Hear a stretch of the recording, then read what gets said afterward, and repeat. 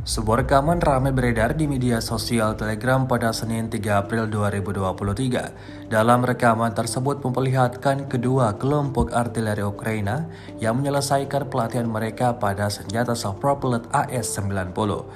Ini dilaporkan oleh Kementerian Pertahanan Inggris melalui sebuah video yang dibagikan.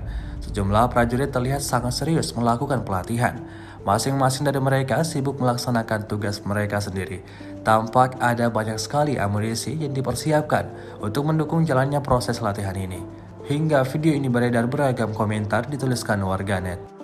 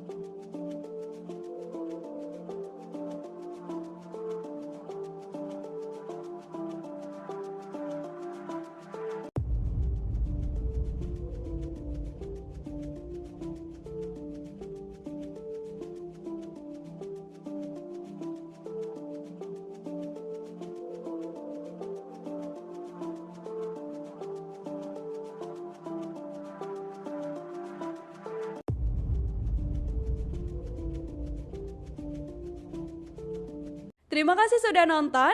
Jangan lupa like, subscribe, dan share ya.